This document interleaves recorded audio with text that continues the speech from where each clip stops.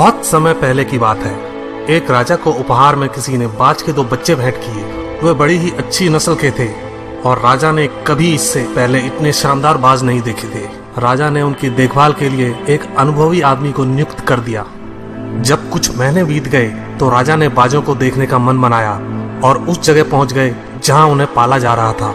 राजा ने देखा कि दोनों बाज काफी बड़े हो चुके थे और अब पहले से भी शानदार लग रहे थे। राजा ने बाजों की देखभाल कर रहे आदमी से कहा, मैं इनकी उड़ान देखना चाहता हूँ, तुम इन्हें उड़ने का इशारा करो। आदमी ने ऐसा ही किया। इशारा मिलते ही दोनों बाज उड़ान भरने लगे, पर जहां एक बाज आसमान की ऊंचाइयों को छू रहा था, वहीं दूसरा कुछ ऊपर जाकर उसी डाल पर आकर बैठ गया जिससे वो उड़ा था। ये देख राजा को कुछ अजीब लगा। क्या बात है, जहां एक बाज इतनी अच्छी उड़ान भर रहा है, वहीं ये दूसरा बाज उड़ना ही नहीं चाह रहा। राजा ने सवाल किया, जी हुजूर, इस बाज के साथ शुरू से यही समस्या है, वो इस डाल को छोड़ता ही नहीं। राजा को दोनों ही बाज प्रिय थे और वो दूसरे बाज को भी उसी तरह उड़ना देखना चाहते थे। अगले दिन पूरे राज्य में ऐलान कर दिया गया, जो व्यक्ति इस बाज को ऊंचा उड़ाने में कामयाब होगा उसे ढेरों इनाम दिया जाएगा।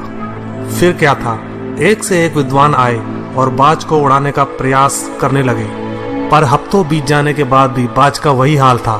वो थोड़ा सा उड़ता और वापस उसी डाल पर आकर बैठ जाता। फिर एक दिन कुछ अनोखा हुआ।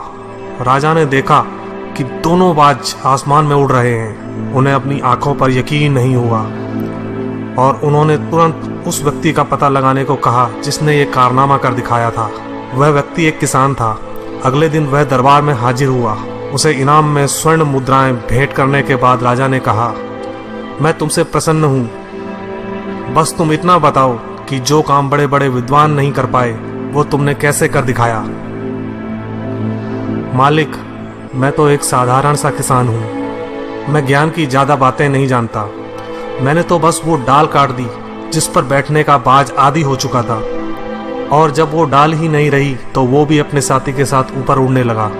दोस्तों, हम सभी ऊंचा उड़ने के लिए ही बने हैं, लेकिन कई बार हम जो कर रहे होते हैं उसके इतने आदी हो जाते हैं कि अपनी उड़ान भरने की, कुछ बड़ा करने की काबिलियत को भूल जाते हैं। यदि आप भी सालों से किसी ऐसे काम में लगे हैं जो आपके सही पोटेंशियल के मुताबिक नहीं है, तो एक बार जरूर सोचिए कि कहीं आपको भी उस डाल को काटने की जरूरत तो नहीं जिस पर आप बैठे हैं।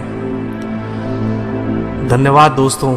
अगर यह कहानी पसंद आई तो प्लीज़ सब्सक्राइब करें, लाइक करें, शेयर करें और कमेंट करें। Thank you once again.